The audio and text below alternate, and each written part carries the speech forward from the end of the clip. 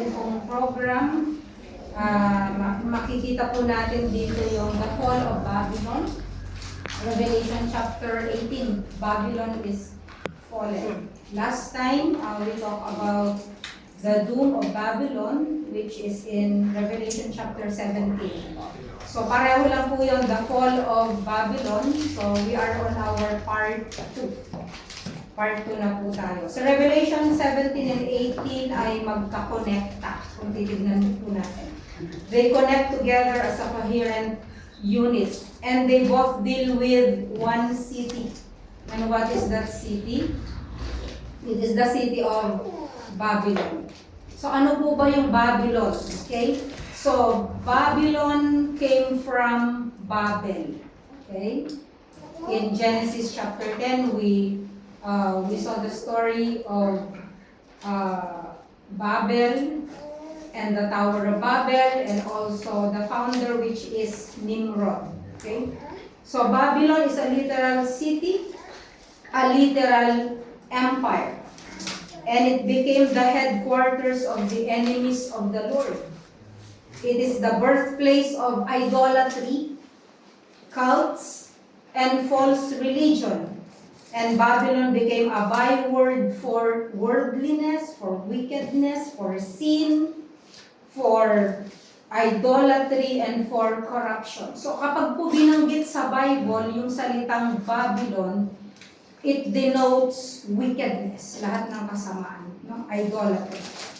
So Bible prophecy students and teachers do not agree, or they are not in complete agreement about the identity of Babylon.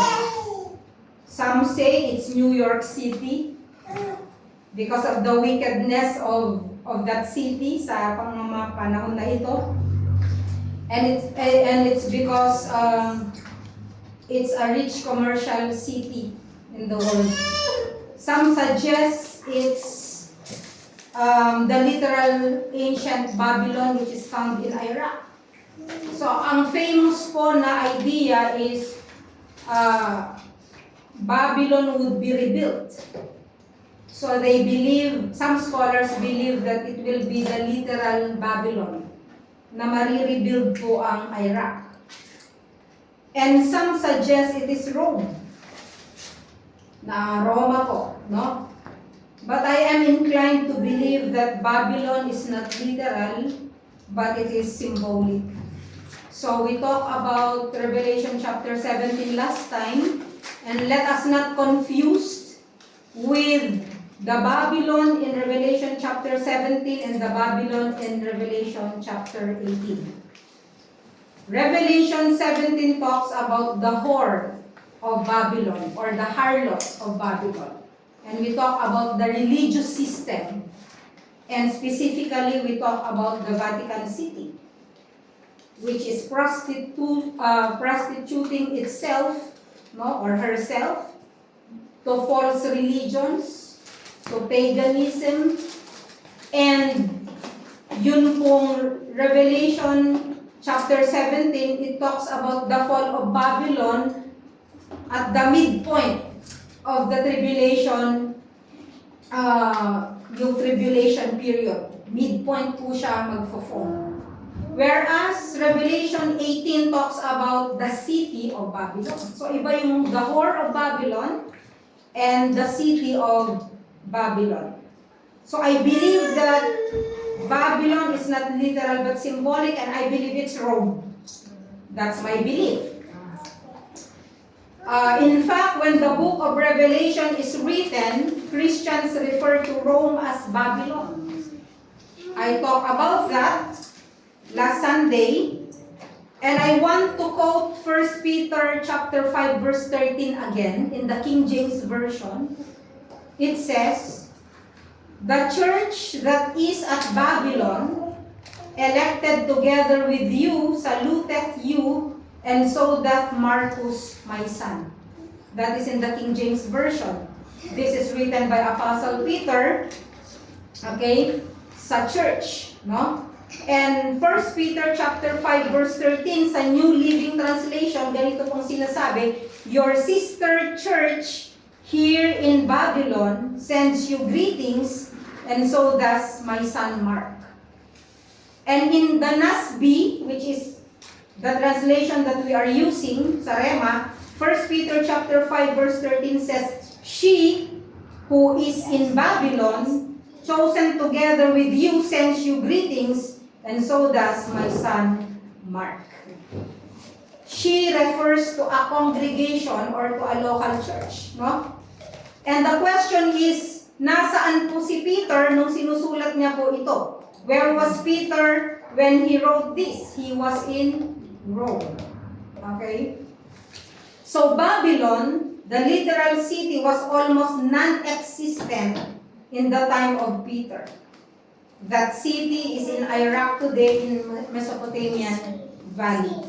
And there is no evidence that Peter ever went to Babylon. Wala pong ebidensya na kahit na ano na nag-mission or nagpunta si Apostle Peter sa Iraq or sa Babylon. He was, however, in Rome in the final years of his life. At kasama niya, kamanggagawa po niya, sina Mark at sina Aristarchus. So Babylon may be a code name for the city of Rome. Peter could have used the code to protect the Asia Minor Christians from persecution. Kasi po noong 586 AD, alam po natin na ang mga Babylonians po, dinestroy po nila in Jerusalem, dinestroy po nila yung temple in Jerusalem. At noong 70 AD naman, ganun din po yung ginawa ng mga Romans. Pareho po nilang ginawa, yung ginawa ng mga Babylonians doon sa 586 AD. And after 70 AD, the Christians started to call Rome as Babylon. Ini-start po nilang gamitin yung salitang Babylon to refer to Rome. So in Revelation, I believe Babylon is used symbolically as the city of Rome. Some Bible scholars do not distinguish between Revelation chapter 17 and Revelation chapter 18, pero kagaya po na sinasabi ko, para po sa akin, hindi po magkapareho ang tinutukoy po na Babylon dito, although pareho po sila ng location. Okay? There are 5 reasons why they are not the same. Una, doon po sa Revelation chapter 18 verse 1, ang sabi dito, after these things, sabi niya, so ang ibig sabihin nung after these things, nangyari muna po yung nangyari sa Revelation chapter 17, bago nagkaroon ng Revelation chapter 18. Ano po ang nangyari sa Revelation chapter 17? Mystery Babylon was destroyed. Di ba? Yun ang nangyari doon sa Revelation chapter 17. At sino pong sumira nito? Mga kings. Okay? And nandun po siya sa kalagitnaan ng tribulation period. And this expression indicates that the events described in Revelation chapter 17 already took place. Kaya dun sa Revelation chapter 18, ang sabi niya, after these things.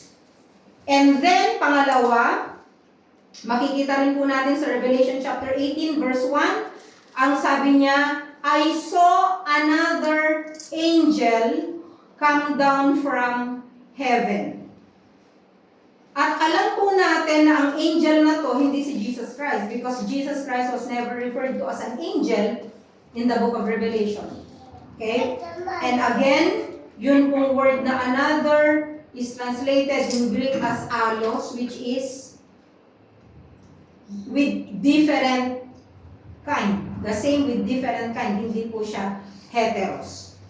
But, kaya sinabing another angel because this angel is not one of the 7 angels who poured out the 7 vials or the 7 bowls. Hindi po niya kapareho. So, iba po siyang angel. Pangatlo, yun pong pangalan. The name in the 2 chapters are different. Revelation chapter 17 says, Mystery Babylon the Great, the mother of harlots and abomination of the earth. Capitalized. Revelation chapter 17 verse 5. Pero dito po sa Revelation chapter 18, inulit naman po yung pangalan na Babylon the Great. Fallen, fallen is Babylon the Great. So the whore of Babylon is found in Revelation chapter 17. And then dun po sa chapter 18, ito po yung Babylon the Great, na hindi po tumutukoy dun sa harlot. Hindi siya tumutukoy dun sa religious system. Okay? And pang-apat po makikita natin that Babylon, the harlot or the whore of Babylon in chapter 17 will be destroyed by the kings of the earth. We can see that in Revelation chapter 17 verse 16. Balikan lang po natin dun sa Revelation chapter 17 verse 16, ang sabi po dito, and the 10 horns which you saw, ito yung mga kings na nagro-rule ng different regions under the headship or under the reign of the beast or the Antichrist. Ang sabi niya dito, this will hate the harlot and will make her desolate and naked, and will eat her flesh, and will burn her up with fire. So, ang sumira po dito ay ang mga kings mismo. Okay? But the Babylon of chapter 18 will be destroyed by the judgment of God. Isaiah chapter 13 verse 19, ang sabi po doon, and Babylon, the beauty of kingdoms, the glory of the Chaldeans' pride, will be as when God overthrows Sodom and Gomorrah. So it is a cataclysmic event or judgment of God. Paano po ba sinira ng Diyos ang Sodom at Gomorrah?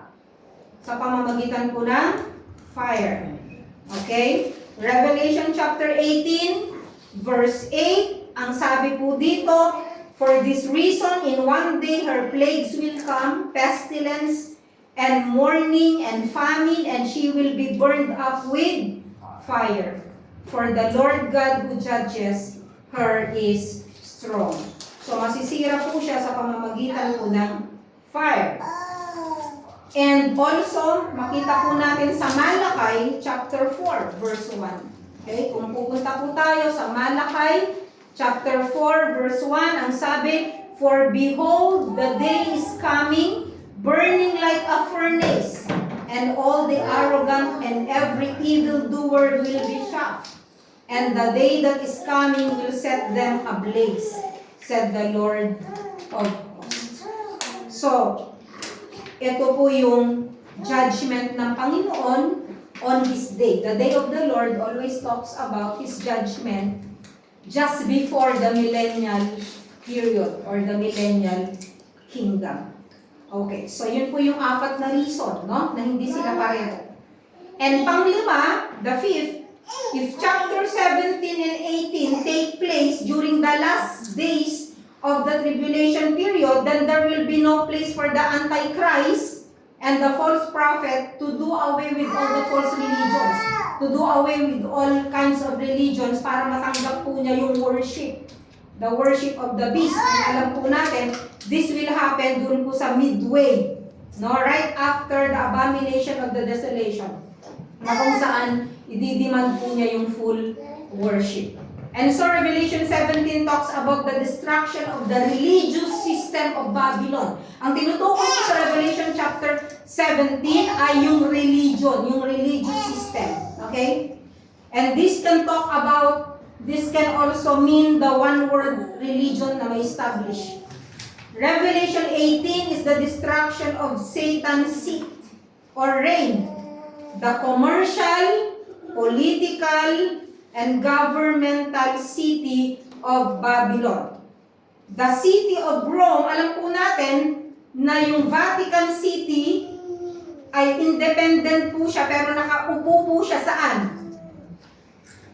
Sa city with 7 hills. Okay? So the Vatican City sits on the city with 7 hills. So separate po siya. So it talks about the religious system which will also be destroyed. Pero yun pong capital, the capital city of the revived Roman Empire. Kasi po, darating yung time, wala na ako dito, wala na rin kayo, darating yung time na ang Roma po ang magiging seat. Huwag niyo nang pangarapin na nandito, pero siya po yung magiging pinaka-headquarters or pinaka-seat of power of the Antichrist. No? Dito magmi-meeting lahat ng mga leaders, lahat ng political leaders sa lahat ng regions which is under the rule of the Antichrist. Ito po ang sentro. Dito po sila magmi-meeting. Siguro, na-alarm po ang mga Kristiyano during the time na na-form po yung European Economic Zone or yung pong, di ba noon, na-alarma po sila dahil ang sabi nila, ako malapit na. Pero actually, nag-uumpisa pa lang po. No? Pero that's the beginning. And people and leaders also are talking about one world religion, one world government, and we can also hear the popes, yung nakaraan na pope at yung mga sumunod na pope, they also talk about ecumenism. Like, let's accept the Hindus because they're just one of us. Let's accept the Buddhists. Lahat po ng religion ay mabuti. Okay? Narinig niyo na po yung speech ni Pope na ganyan. And even yung current na Pope, narinig po natin na iisa lang tayo, iisa lang ang Diyos. Okay? Na tinatanggap na po ang lahat. No? Pero actually, hindi po yan ang kalooban ng Diyos. And so, I believe that it's not just Rome, because this is just the capital city, but it will talk about the whole system of the beast. Lahat po ng religious, lahat po ng political system and for commercial system po during that time, yun po yung tinutukoy dito po sa Revelation chapter 18. Now, I'm going to give you an outline of Revelation chapter 18 verses 1 to 24 para din po malaman nyo kung paano na nyo papag-aaralan. Verses 1 to 3, okay flash? Verses 1 to 3, nasa na? Citizen. Okay. So verses 1 to 3, makikita po natin dyan, an angel announces the fall of Babylon. Okay? Verses 4 to 8, believers are commanded to leave the city. Revelation chapter 18 ito, no? Verse 4, the command to leave. Verses 5 to 8, the reasons for God's judgment upon Babylon. Nandito ang reason. Verses 9 to 19, there are three groups who are going to lament over the destruction of Babylon. Verses 9 to 10, kings lament over the destruction of Babylon. Verses 11 to 17a, merchants lament over her destruction.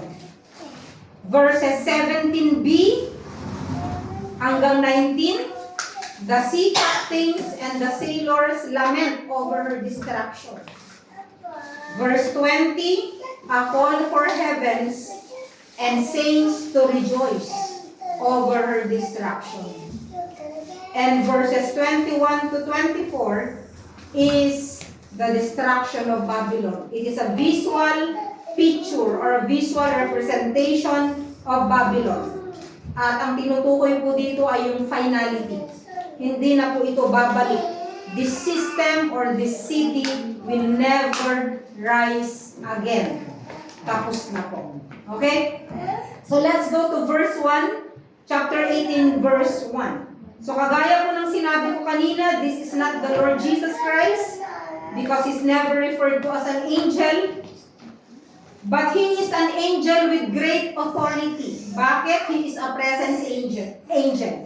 He is always in the presence of God. Kaya makikita natin yung glory, no, ng angel na ito because he is in the presence of God. Okay, verse 2, ang sabi dito, and he cried out with a mighty voice saying, fallen, fallen is Babylon the Great. She has become a dwelling place of demons. Ano pa? A dwelling place for every unclean, dwelling place of demons and a prison of every unclean spirit and a prison of every unclean and hateful bird. So, ibig sabihin, pinapanahanan po siya ng mga demons, mga demonyo, mga maruruming espiritu, at lahat po ng marurumi at karumal-dumal ng mga hayop, no, bird. Ito po yung picture na pinapakita po ni Apostle John. So, ang interpretation po nito kasi dalawa. Una, Babylon is destroyed and deserted. Kasi po dun sa Jewish tradition, kapag sinabing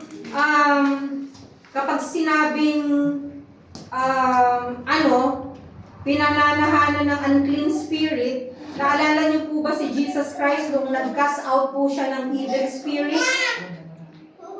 Yung place po na pinuntahan nila ay deserted place. Sa atin na lang pong mga Pilipino. Kapag alam natin na yung bahay walang nakatira for how many years?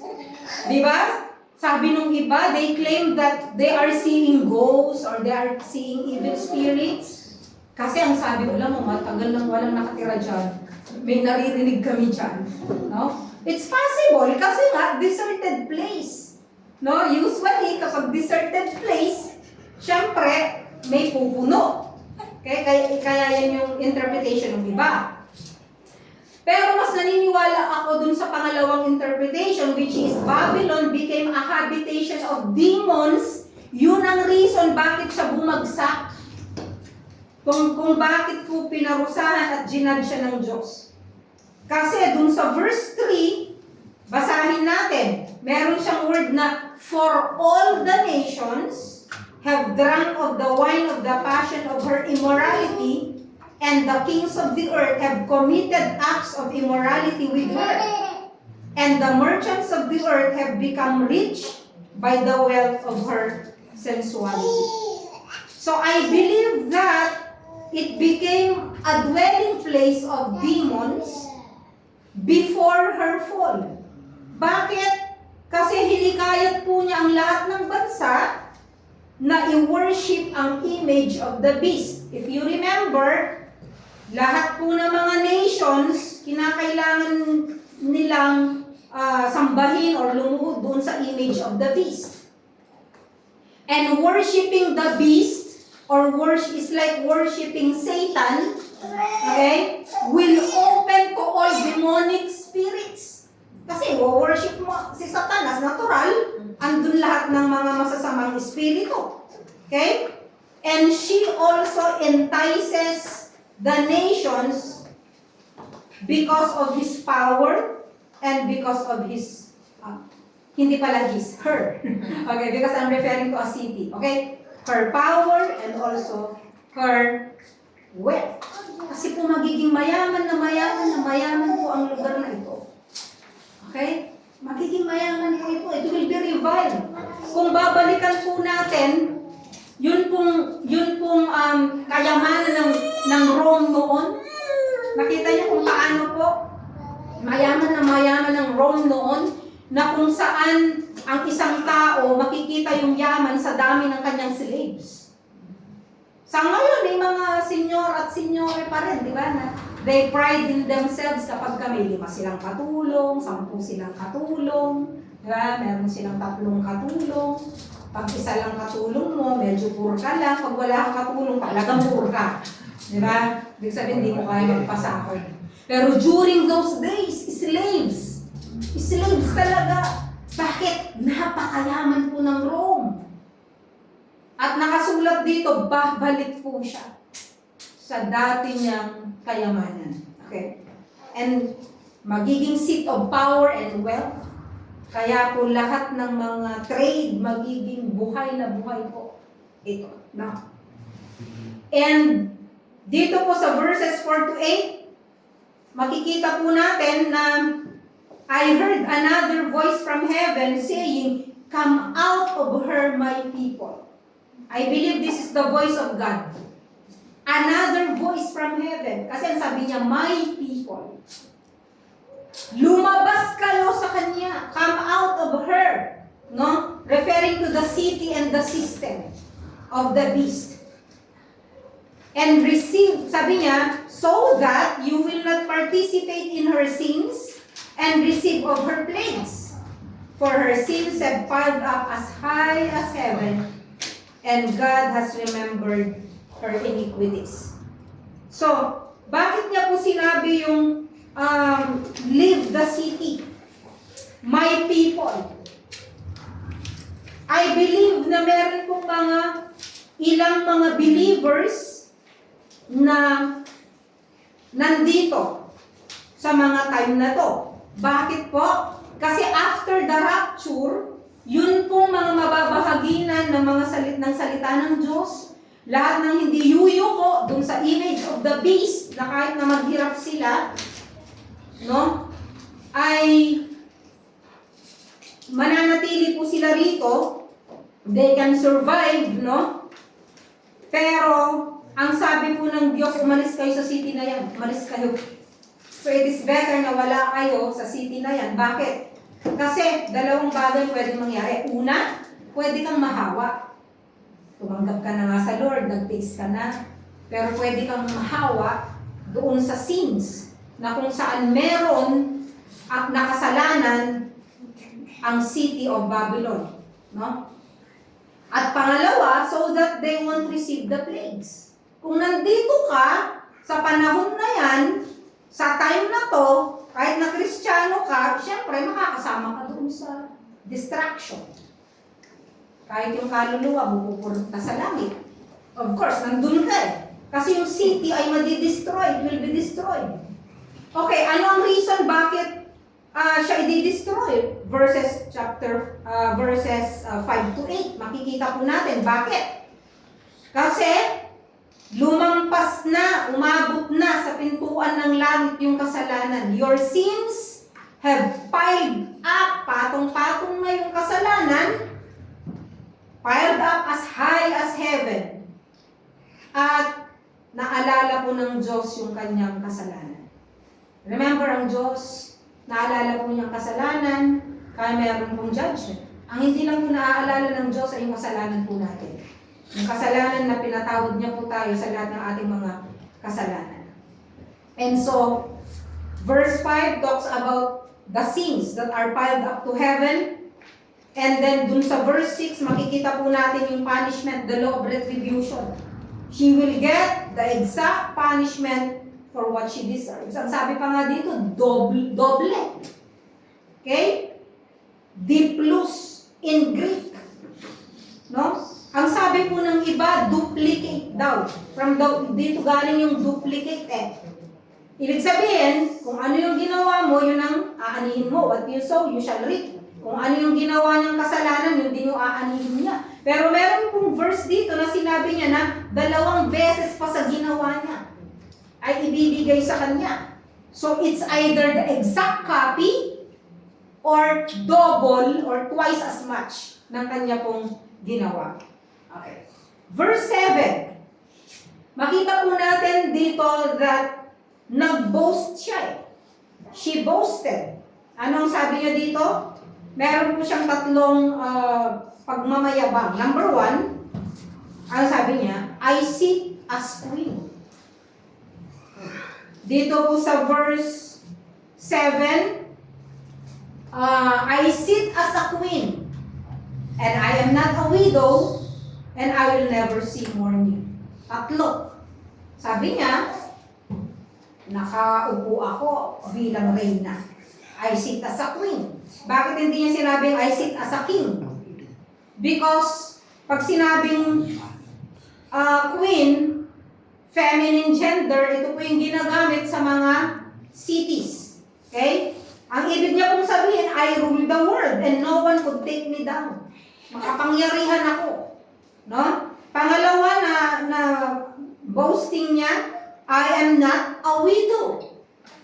In the ancient world, becoming a widow is a fear of every woman. Kahit naman po sa panahon ngayon, kung ikaw ay married at wala kang trabaho, takot kang mabiyuda. Tama? Bakit? Lalo na kung meron kang anak. Bakit po? Because there will be no male parent. Wala kang katuwang na magpapalaki sa anak mo. There will be no male provider kasi po sa ancient world, ang nagtatrabaho po ay mga lalaki. They are the ones who provide. And there is no male protector. No male parent, no male provider, no male protector. Kaya takot po ang tao, ang babae, na siya po ay mabiyuda. Okay? Sa panahon ngayon, meno. Kasi nagtatrabaho ang mga babae. Kung minsan kabaligtaran. Yung lalaki ang takot na mabiyudo kasi nawawalan siya ng provider. No? Kasi ang babae ang provider. No? But of course, we are referring here, yung pong nagyayabang siya, I am not a widow. I am a queen. I am not a widow. Bakit? Meron siyang partner. Anong mag-partner po dito? Ang mag-love team. The whore of Babylon and the city of Babylon. Magka-partner yan. The religious system and the political and commercial system will be tied up into one. Kaya nga one world government, one world religion, one world lahat. Kaya lang, dun sa Revelation 17, specifically, ang tinalakay natin ay yung religion. Yung religious system. So dito, nagyayabang siya. Ang sabi niya, I will never see morning. Kahit kailan, hindi ako maglulubos. Yun ang sabi. And the reasons for her destruction is that she became a habitation for demonic spirits. She committed spiritual adultery, and this always refer to idolatry. Pag sinabing spiritual adultery, that is idolatry, okay? And he enticed others to do the same. Her sins are so many and so great, and she boasted. And those are the reasons bakit siya winasak ng Diyos.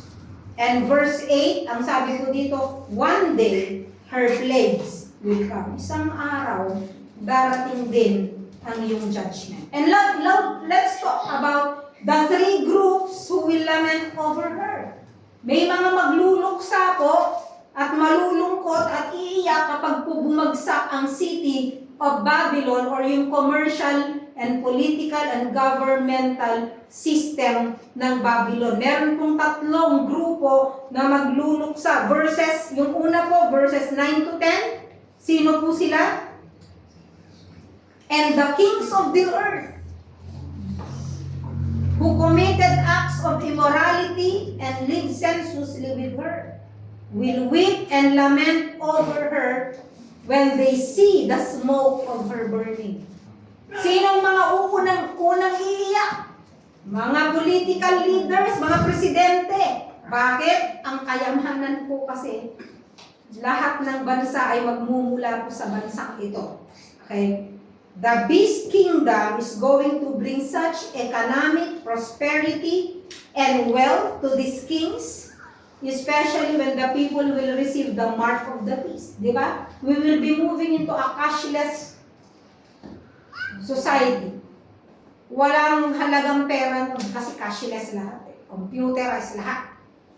Itong nangyayari ngayon, it is a preparation na mangyayari in the future. Nung panahon namin, never na inisip ko na magiging ganito ang pagbabayad, na pwede kang magbayad sa pamamagitan lang ng card. Never na naisip ko na isang pindot mo lang, makakausap mo yung sa Pilipinas, ibang bansa. Naisip nyo ba yun?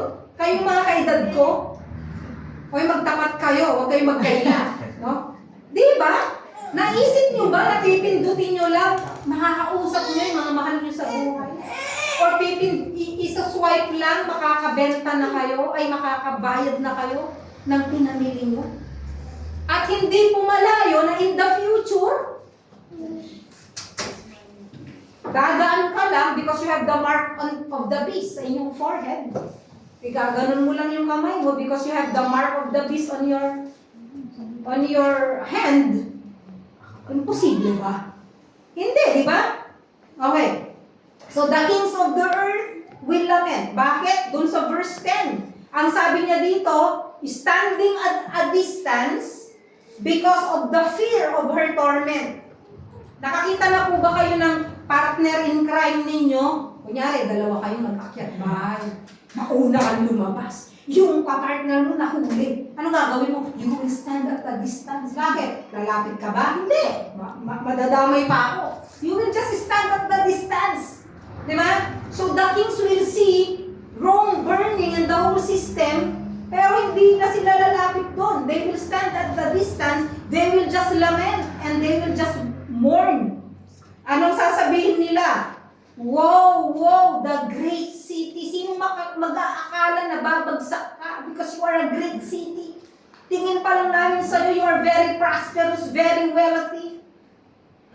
You have reigned over all the kings, no, and the political leaders, and then suddenly babagsak ka. For in 1 hour, your judgment has come. 1 hour ang ginamit ko. Ibig sabihin, it's just fleeting. Ang ikli lang ng 1 hour. Okay? And then, kagaya na nabanggit ko, they will not just mourn for Rome. No. Kung isa lang na city, bakit sila iiyak ng ganun? Because it's not just Rome, but all countries or all cities under the system. Kasi, ang sabi po ng Bible dun sa Revelation chapter 17, they will give the 10 kings, if you remember the preaching last Sunday, the 10 kings will hand over their authority to the beast. Ganito yun. O sige, kahit kami ang presidente ng mga regions na to at bansa namin, ikaw na lahat. Yun. They will hand it over to them. Ikaw na, bahala ka na sa amin. So, syempre, kung yung economy, bahala na siya, hindi na magugutom yung sinasakupan. Okay? So, ganun yun. Babylon is not just a city, but also an economic system of the kingdom of the beast. Okay? Pangalawa, who are going to lament. Verses 11 to 17. Sino po, aside from the kings of the earth, pangalawa na iiyak? The merchants, natural, mga negosyante. The businessmen, the merchants of the earth, weep and mourn over her. Kapag kayo ba, halimbawa, meron tayong nakita sa balita, nasusunog kunyari ang building na ito. Kung ikaw, stockholder ka doon, hindi mo iisipin yung, ilan kayang namatay? Hindi. Ang isipin mo yung pera ko. Diba? Kunyari, McDonald's, ikaw may-ari ng McDo, nasulog ngayon ng McDo. Ano sasabihin mo? Naku, yung mga trabahador ko. Hindi. Ang isipin mo, yung pera ko, nalugi ako. Diba? So, ang point po dito, syempre, wicked na eh. May concern ba sa mga wicked? Wala, di ba? So, dito po, the merchants will lament. Why? Nandito ang reason. Because no one buys their cargoes anymore. Ang linaw, ibig sabihin, wala na silang pagkakakita. Okay?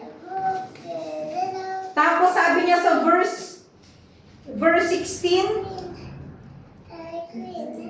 saying, woe, woe, the great city. Sabi na naman. She who has clothed in fine linen and purple and scarlet and adorned with gold and precious stones and pearls.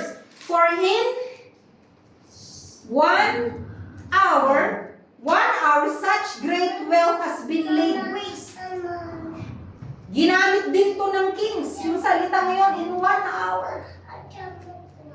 Nasira ka. At makikita po natin dito na na-divide po sa 6 yung pinagkakakitahan ng mga merchants. Number 1, precious stones and metals. Diba? Nakita natin, ibig sabihin, maraming alahas dito. Maraming alahas, maraming metals. Pangalawa, luxurious fabrics. Mga mamahaling damit. Mamahaling tela. Diba? Number 3, expensive materials for building.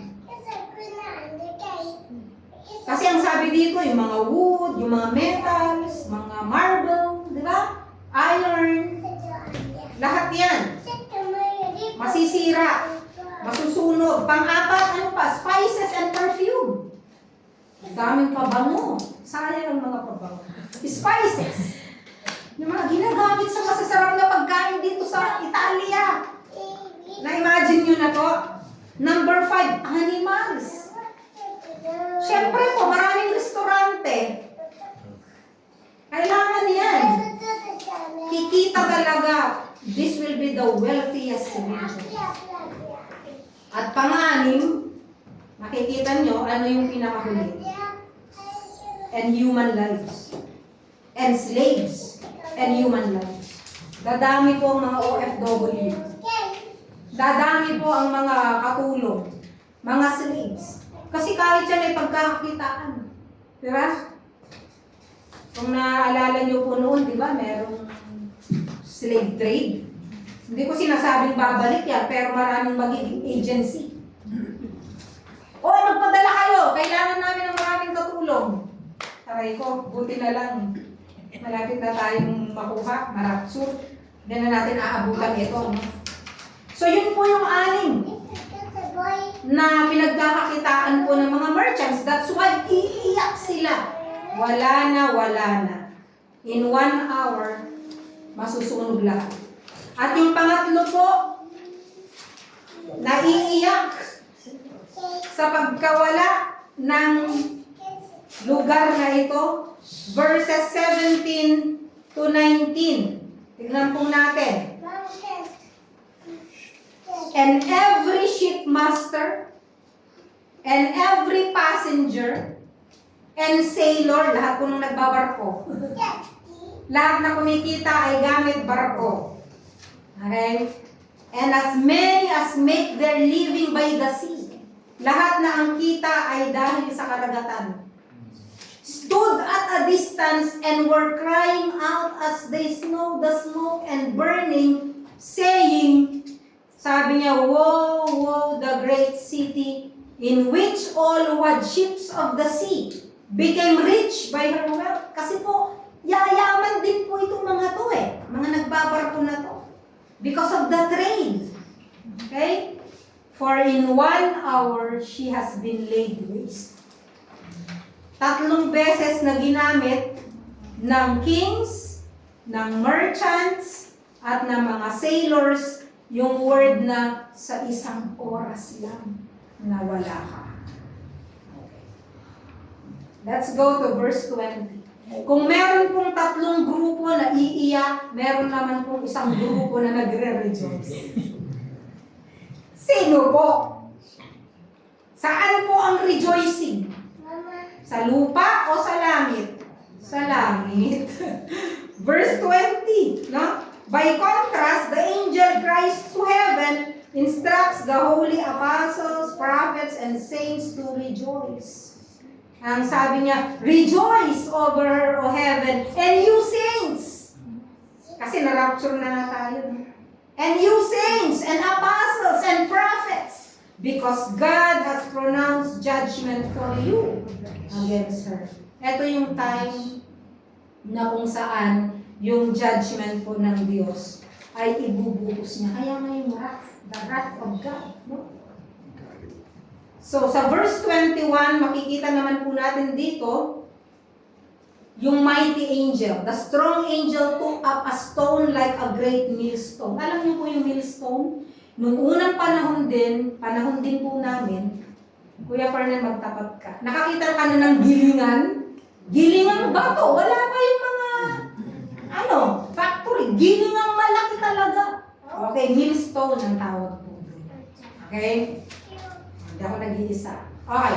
So, the mighty angel that cast down the great millstone symbolizes the permanence and the suddenness of the destruction of Babylon. Yun ang palatandaan. Kapag po yung gilingan na malaki, na mabigat ay ibabagsak sa sea, ibig sabihin nun, you can never take that millstone back again. Sobrang bigat nun. Ibig sabihin, it's over. Tapos na. Okay? So, yun pong ibig sabihin dito. So will Babylon, the great city, be thrown down with violence and will not be found any longer. Hindi na siya makikita kahit kailan. This coincides with the prophecies in Isaiah and Jeremiah. Isaiah chapter 13, makikita natin yan. Jeremiah chapter 50 and 51. It talks about the fall of Babylon at kailanman hindi mo na siya makikita. If you want to open your Bible doon sa Isaiah chapter 13, prophecies about Babylon, makikita nyo. Andito yan. The judgment of the Lord will be upon Babylon. No? Andito yan. Mahaba kasi, kaya hindi ko siya babasahin. Pero kapag nandyan kayo sa Bible, no? Pwede nyo siyang lagyan ng bookmark at basahin po ninyo mamaya. Babylon will fall.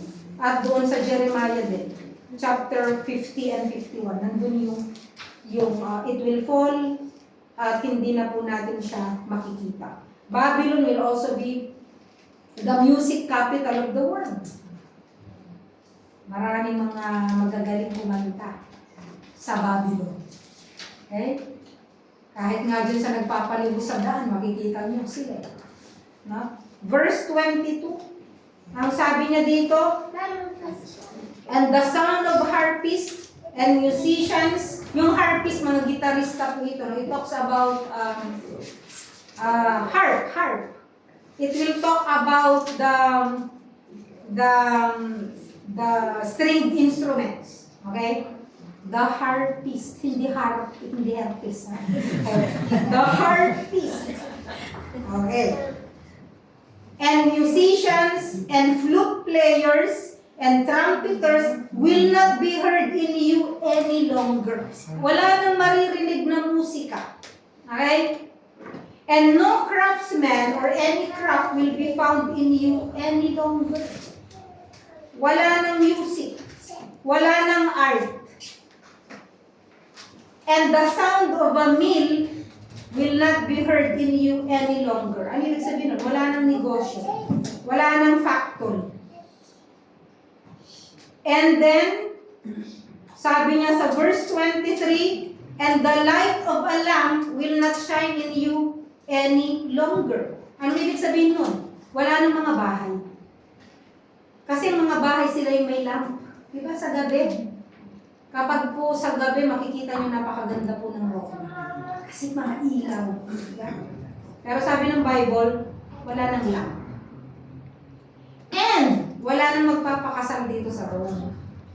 Ang sabi niya, the voice of the bridegroom and the bride will not be heard in you any longer. Okay? Wala na. For your merchants were the great men of the earth. Because all the nations were deceived by your sorcery. And in her was found the blood of prophets. Marami pong mga dugo, no? The bloods of prophets and saints, and of all who have been slain on the earth. Tapos na. My conclusion is that kahit po pinag-aaralan po natin ito at para po ito sa future, I believe that God is calling all people to repent. Lahat po ay hindi lang po yung mga anak niya doon po sa Revelation chapter 18 verses 4 to 5 ang sinasabihan niya na come out of her. Kahit lahat po ng mga tao ngayon ay sinasabihan po ng Diyos na lumabas kayo sa Kanya. Ano yung Kanya? Yung pong kasalanan, yung Babylon, yun pong worldly system. Sa paligid po natin kung saan nandun din po tayo noon bago tayo nakakilala sa Panginoon. Sabi ng Diyos, come out of her so that you may not participate in her sin, so that you will not receive judgment. You will not receive the plagues. Kaya sabi ng Diyos, lumabas kayo mula sa Kanya. So it can refer to the tribulation saints. People who were not Christians at the time of the rapture of the church would be saved during the tribulation. Kaya sabi niya, come out of her. Pangalawa, the Israelites. May mga Israelites at mga Jews pa din dito that they will not still recognize the Lord Jesus Christ as their Messiah and as their Savior. And God is saying, come out of her. At ang pangatlo, God is also calling you. if you are not yet a Christian, at kung wala ka pang personal na relasyon sa Panginoon, kasama ka dito sa tinatawag ng Diyos. You, as you are hearing this message, nandito ka man, or nag-join ka online, God is calling you. And I would like to tell you that the mercy of God is forever available. The mercy of God is forever available in every age. He receives men who are willing to repent and to confess their sins. Kahit na sa ang dako ng mundo, kahit anong age, meron tayo ang pag-ibig at ang habag ng Diyos, hindi po nagbabago. The same. Kaya po tumatawag siya.